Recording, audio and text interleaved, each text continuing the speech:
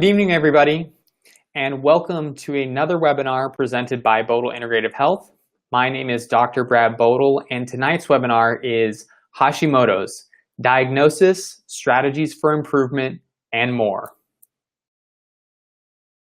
So for those of you who don't know me, as I said, my name is Dr. Brad Bodle, and I am a chiropractic neurologist that specializes in functional medicine and nutrition. And I am now in my 5th year of practice, and I work with a lot of people who have autoimmune conditions such as Hashimoto's, but also people who have chronic gut conditions, chronic pain, concussions, disc issues, peripheral neuropathy, and more. Essentially, we work with a lot of complex cases in our clinic, and we try to make sure that we're matching the needs of each individual patient. Now, our goals for tonight are to do a couple things. And as per usual, when I was developing and updating this webinar, which we have done before, I got a little excited and I added in, a couple more slides than maybe we should have done. But we want to make sure that we are covering some of the basics as well as some of the new stuff. So as per usual, when we're talking about thyroid, we're going to go over basic thyroid function because we need to understand how these things work to understand how they break down. Once we do that, we're going to talk about Hashimoto's and the definition of Hashimoto's and how that relates to hypothyroidism and how we can diagnose Hashimoto's appropriately. From there, we will definitely work into some of our strategies for improvement and different types of intervention. But really, what we want to be able to do is set a foundation for you guys to be able to think. So obviously, I'm not going to be able to see all you guys, and you may or may not be working with a good practitioner who can help you out with this stuff. But what we want to be able to do is say, okay, how can we look at this stuff holistically?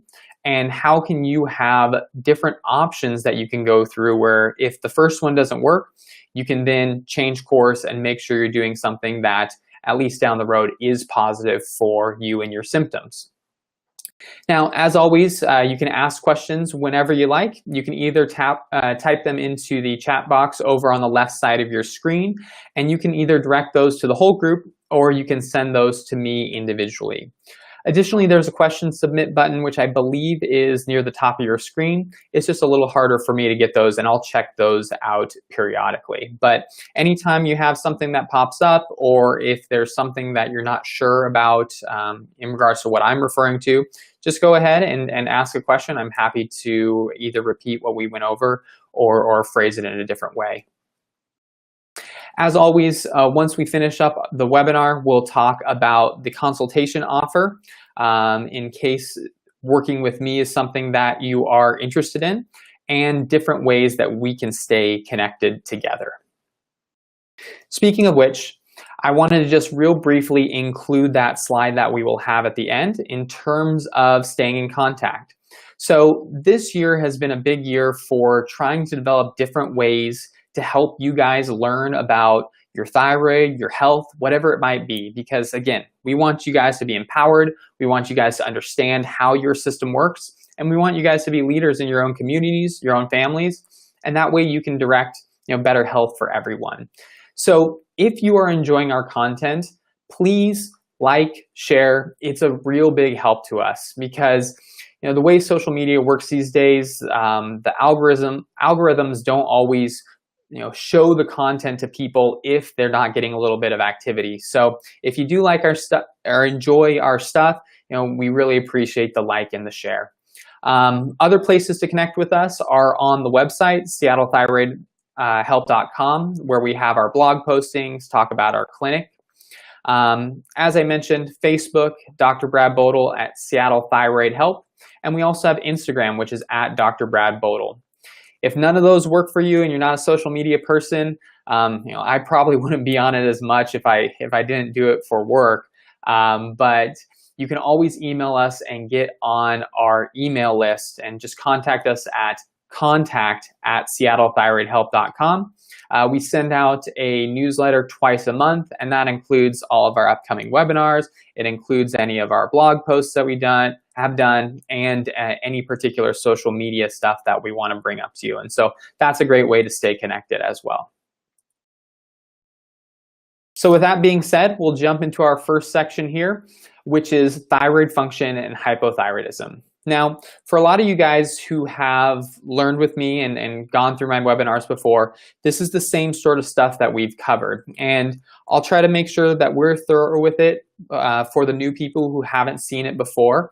But I want to make sure that we're kind of moving through this section. That way we can get to some of the more interesting stuff in terms of treatments and interventions near the end. So again, if you guys have any questions, just pop it into the chat and let me know.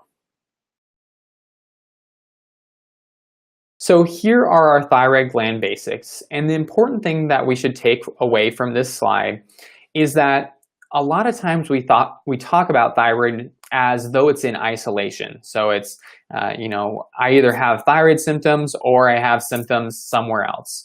But in fact, it's a pathway from our brain all the way down to every single cell in our body. And so this is a key point as well. Every cell has a metabolism. Every cell has some sort of get up and go, some sort of job that it has to do. Therefore, thyroid hormone, which is kind of like the gas pedal for these cells, needs to be distributed to every cell in the body. And when we don't get thyroid hormone to that cell, or we're not utilizing it appropriately, things start to slow down, and that's when symptoms start to show up. So the question then becomes, well, why are we either not getting thyroid hormone to those cells, or why are we not utilizing it appropriately? And to do so or assess that, we have to look at this pathway. So what we see is everything starts with the brain. And at the level of the brain, we release a hormone called TSH. And this is the hormone that most of you guys are familiar with because it is the most commonly ran marker when it comes to checking out potential thyroid symptoms. TSH stands for thyroid stimulating hormone. And I always like this one because there's a lot of things in our body or in science that are not good names for what they do. This is one of those that is actually a good name for what it does. It stimulates the thyroid and essentially tells it to do its job. So what is the job of the thyroid? The thyroid's job is to assemble thyroid hormone. And this is primarily in the form of T4, but there's also a little bit of T3 wrapped in there. So T4 is our inactive version and T3 is our active version. And the reason most of our thyroid hormone is packaged as that inactive version, you'd think, you know, well, I want it to be active. I want it to step on that gas pedal. I want to make these cells go. But if we're releasing that hormone from this small gland here at the base of our neck, and it was all active, well, it would just get swallowed up by these cells that are most local to the thyroid gland. So what we need to do is we need to package that hormone. That way we can ship it. So just like if you order something from Amazon, and I get no kickbacks from Amazon, I wish I did, we need to make sure that we package that stuff first. That way we can put it on a truck and we can ship it to you. So speaking of trucks, once we make that thyroid hormone or we assemble it in the thyroid, we work our way down to the next bullet point, and that hormone is then bound to transport proteins. So we inactivate the hormone so it can be shipped, and we put it on a truck or a transport protein to deliver it to the appropriate cell that needs it in our body. Once that truck delivers the inactive version of our thyroid hormone, there's certain cells out there, specifically in our liver and gut, and a couple other areas as well, that will take that inactive thyroid hormone, that's that thyroid hormone that's in the box, and they will unbox it, they will open it up, and convert it from T4 into T3, which again is our active form and allows our cells to drive the metabolism that way that they need. Now, I made an important point down at the bottom, which says this is really crucial for cells with high metabolic demand. So what do I mean by that? What I mean is that cells that have the most get up and go, or they're the most active, they have the most demand or the most sensitive to fluctuations in thyroid hormone. So things like our brain, things like our gut, things like our detox systems in our liver, things like our ability to control weight, things like our hair, nails, and skin. All of these guys are being either replicated or reproduced all the time. They need maintenance all the time. And so therefore, if we start to slow down, we see it in these areas first. And that's why we start to talk about symptoms like foggy brain or depression or weight gain or sleep changes, hair loss, nails becoming soft and breaking, etc., etc. And you can just go down the line, and anytime you think about what that cell should be doing, you just think about it slowing down, not having the activity that it should, and that is the symptom that you're going to get.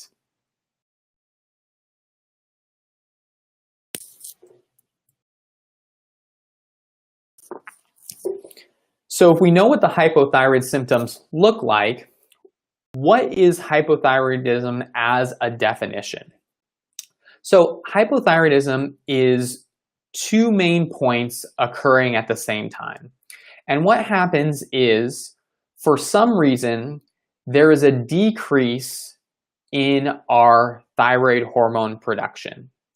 And when that happens, the brain sees it. It's sampling the blood all the time to determine, do we have enough? Do we not have enough? Do we need to order more or not?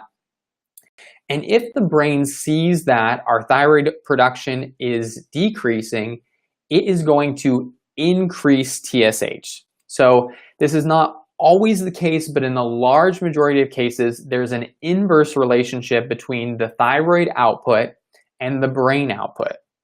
So the brain is going to, as I said, sense the decreased thyroid output. And remember what TSH stands for, thyroid stimulating hormone. The brain is going to increase that hormone to try to stimulate the thyroid to produce more. And this actually happens all the time on a low scale. We have different types of changes in the temperature outside, or we might need more support for our digestion, whatever it might be. And so there will be some slight fluctuations in regards to our TSH and T4 as those things are appropriately monitored. But when things start to really go askew, that's when our brain is going to have to increase TSH more and more and more to try to motivate that thyroid gland. Now, in this scenario, we don't know why the thyroid gland is having an issue. All we know is that the T4 is low. So hypothyroidism is defined by either a low total T4 or a low free T4 and an associated elevation in TSH. So that is our definition for hypothyroidism, where we have low thyroid hormone output, we have an increase in the brain response to that thyroid output, and that is our definition for hypothyroidism. But as many of you guys have heard me say before, this doesn't tell us anything about the mechanism to why these things are changing. It just says that they are changed and we're having low thyroid symptoms, but it doesn't tell us why. So here, if you guys are more of readers rather than the graphical presentation, this says exactly the same thing, that hypothyroidism is that decrease in T4. The brain identifies the decrease in T4 and it increases the TSH in response. Now again, does not tell us anything about the mechanism. And the example that I like to use for this is, I use knee pain all the time. So if you had right knee pain and you went into your doctor and you said, hey doc, my right knee's really been hurting me, what's the deal? And they said to you, well, we kind of checked it out, we looked at it, moved it around, and your diagnosis is right knee pain. Well, you'd be a little miffed at that and you say, I know that, I came in with that, I told you that. That is merely a description, and that's kind of what hypothyroidism is. It's just a description of the symptoms and the lab changes. What we really want to know with that right knee is, did we tear our ACL? Do we have a meniscus tear? Did we sprain the knee capsule? Did we strain some of the muscles? That would be a reason for the right knee pain. And that will also dictate the type of care or treatment that you receive. So if someone tears their ACL, they're going to need surgery. But if they sprain their knee, they may need some soft tissue work and some ice. And those two treatments match whatever the diagnosis is, or the causative factor of that diagnosis. So as we get into Hashimoto's here, that is our big question about the hypothyroidism, which is, we can't just use this umbrella term for saying that our thyroid's low. We need to know what is causing that. And then we can react appropriately and do what is necessary to help improve that person's symptomatology. So the question then becomes, what is Hashimoto's? And I'm big on these definitions because if we can't define things, and if you guys aren't aware of this, then it becomes much more difficult when we're interacting with our doctors or with other patients or friends or family or whatever it might be, to be able to define what you have, why you are doing your particular treatment, and what the expected outcomes are. So under that hypothyroidism umbrella, Hashimoto's is one type of hypothyroidism. In this particular case, the reason that we are having hypothyroidism is because we have antibodies which are attacking our thyroid, leading to both short-term and long-term damage. Now, if you're not familiar with that, that can be a little tricky. So antibodies are they're little proteins that our immune system makes, and they stick to things. Now, normally what they would stick to is things like bacteria and viruses. Essentially, they're saying, hey, these guys are a problem, they are a danger to us, and we need to rally our immune system, get the cells in here that can help defend us, and get rid of these guys. So that's a normal immune response where we're using antibodies to our benefit, to support us.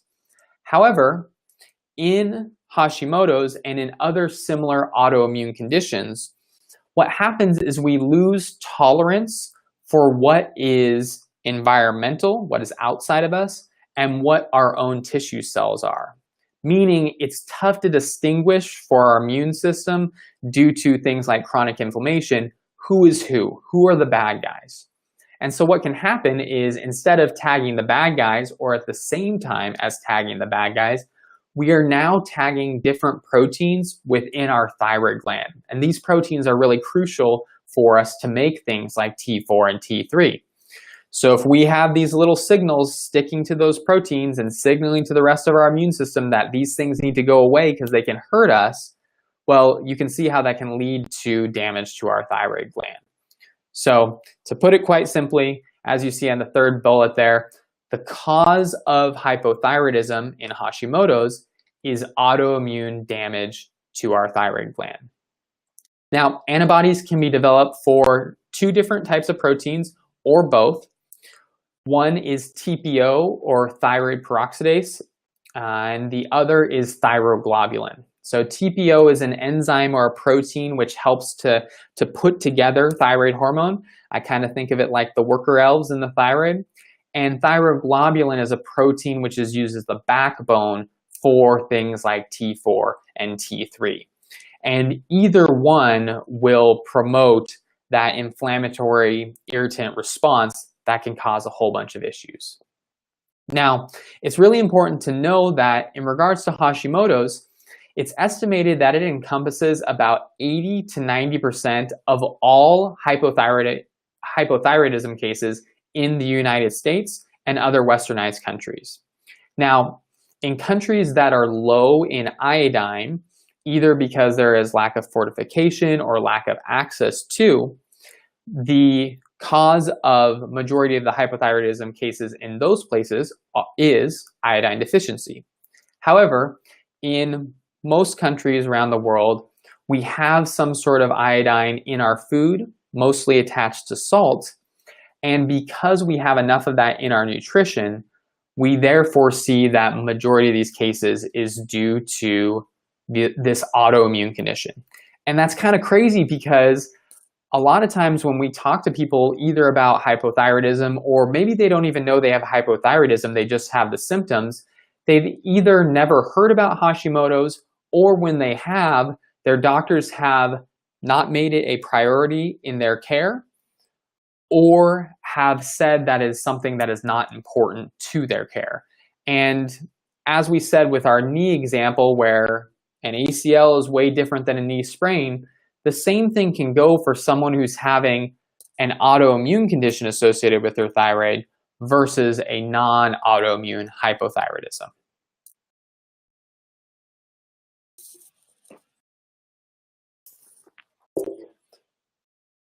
So here is our hypothyroid flowchart that we had listed on a couple slides before.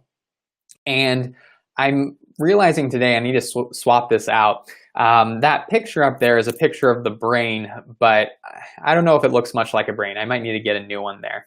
But we have our brain, we have our thyroid, we have this flow of TSH to thyroid gland to thyroid hormone production. But what we're seeing here is the Hashimoto's element to it. So what I have shown is those two little green bars that say AB stands for antibodies. So what's happening is this is showing the breakdown of the pathway is occurring at the level of the thyroid gland. We're having actual autoimmune damage to that thyroid gland, which is therefore the reason that we are having low T4 output. So now that we know a little bit more about hypothyroidism and Hashimoto's, we need to understand how do we diagnose these things, because just like we said with our knee example, it makes a world of difference depending on whether we have this or not. So we need to make sure that we look into these things appropriately. So my initial action steps that I take here in my clinic, and the ones that I recommend to people who are trying to work on this on their own or with their doctors, is if you have abnormal thyroid markers, whether that be TSH or T4, or you have many of the classic thyroid symptoms which have not resolved with other types of therapies, the first thing that you need to make sure you have done is not only run a full thyroid panel, but make sure that you are running TPO antibodies and TG antibodies. These are the two markers that will show us whether or not your immune system is overreacting or reacting inappropriately, tagging your thyroid gland as an enemy or an invader, and therefore the reason that you are having these thyroid symptoms. So the first thing that we have to do is we have to identify, are these things involved? And it is easily done by running an expanded thyroid panel, or these antibodies can be ran by themselves.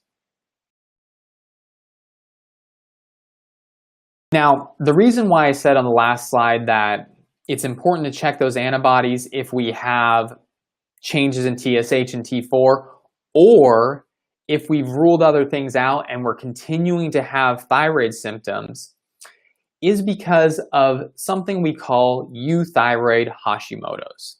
And all that means is euthyroid, as opposed to hypo or hyperthyroid, means a normal thyroid gland.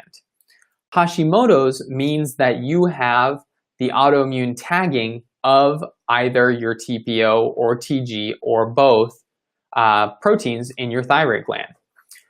So what I'm showing you here is a real lab panel, and the column, so you see all the lab markers on the furthest left, but the next column over is the real lab values for this particular patient. The next column over from there is the ranges that we like to see those markers between.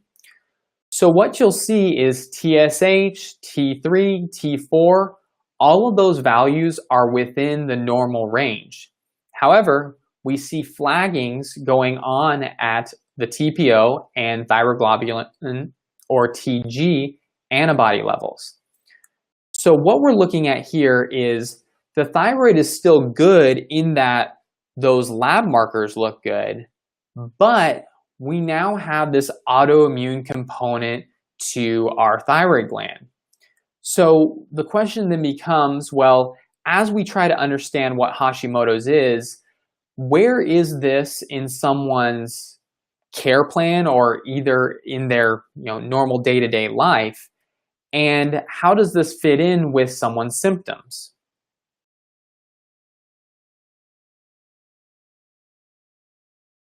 So as we look at the stages of Hashimoto's, remember that antibody tagging of our thyroid gland, yes, it will cause damage when our immune system flares up and can lead to chronic thyroid symptoms, But if things are appropriately taken care of, then we have a less likely chance that there's going to be continued damage to our thyroid. So what we see when we track these things is different stages of Hashimoto's. And we know that in certain autoimmune conditions, predictive antibodies like the ones we've been talking about can show up to 10 years prior to diagnosis. And the reason for that is because there needs to be enough cumulative damage to actually cause the changes in TSH and T4, and that takes time. Unfortunately, for most people, there's going to be a window in there where they're not diagnosable with hypothyroidism yet, but they still don't feel good because things are going downhill due to this autoimmune attack. So to break it down quite simply, see at the top is a normal TSH, a normal T4, and autoimmune antibodies. And what we call that is a normal or euthyroid Hashimoto's. Euthyroid, again, referring to the actual function of the thyroid gland. The Hashimoto's referring to the antibody production. As the antibodies continue to be produced and continue to damage our thyroid gland, what will happen is we will start to get an elevation in the brain's TSH output to try to drive better thyroid hormone production. So our TSH becomes elevated, our T4 is still hanging in there, it's still normal, and we have the antibodies. This is subclinical Hashimoto's hypothyroidism. So it's not diagnosable yet because we don't have those two main criteria, the TSH and the low T4. So it's subclinical, but those autoimmune markers are still there. So this continues to progress, and what finally happens is now our TSH continues to be elevated, our T4 is now low, and those antibodies continue to be present. Now we have Hashimoto's hypothyroidism. And as I stated, we can have symptoms anywhere along this pathway, which makes it very, very important that we are correctly identifying what is causing these types of symptoms and causing these types of thyroid changes. Now, just to make this point a little bit more clear, and this, I'm not sure if this is difficult for you guys to see or at all or not, but what you're looking at is a research article which is focusing specifically on psychological symptoms and people who have euthyroid Hashimoto's, so people in that first stage. And the reason why I'm sharing this is because, as we all know, sometimes the antibodies that are present can be brushed off as being, quote unquote, unimportant. Or as long as our TSH and T4 are normal, then we shouldn't have any symptoms with it. And this can be very frustrating for people. But we know that if we look at the research, and this is not the only one, but I picked a brain symptomatology because I think this is something that a lot of people deal with. But if we look at this research article, what we see is that people who have normal TSH and normal T4, and this is with or without levothyroxine treatment, mental health negatively correlates with elevated anti-TPO, and people with elevations in these antibodies have a higher risk of depression, anxiety, which then indicates, as it says, quote, that thyroid autoimmunity itself, not changes in TSH or T4, may have an impact on psychological well-being in euthyroid patients with Hashimoto's. So again, this is a really powerful thing because it says that even in those early stages of the low or to be low thyroid, we can't call it that yet because we don't have the changes in TSH and T4, we can still have symptomatology, and one of those big areas that we know demands healthy thyroid output is our brain. And so if we don't have that good support, then we have a higher likelihood of having poor mental health outcomes.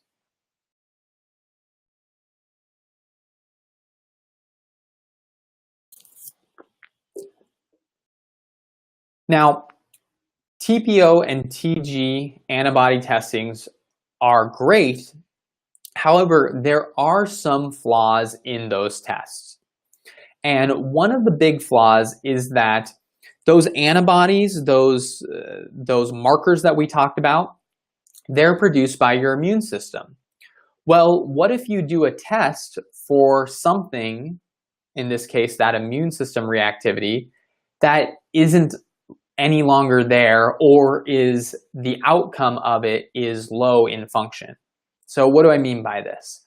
Now, if you were fighting a battle and you had an army to defend you, and that battle raged on for a long time, well, your troop levels are going to deplete over time. So you can kind of think about that in a similar way to your white blood cells and your immune system.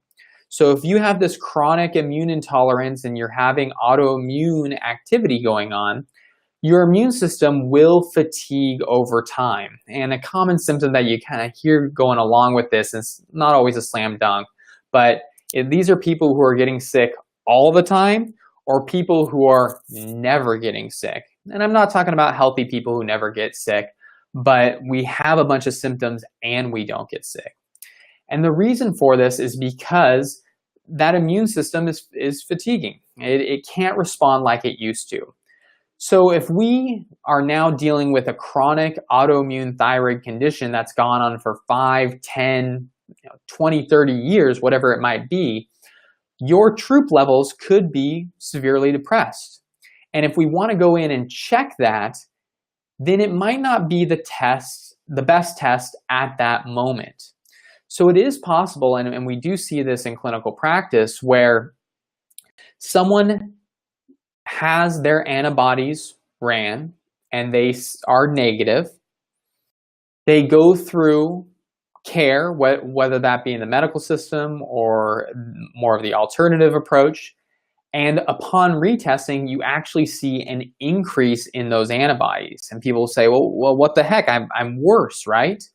Well, in actuality, the support that you gave to the system allowed your troop levels to replenish, and therefore, when they were demanded to have an actual immune response, they were there for you.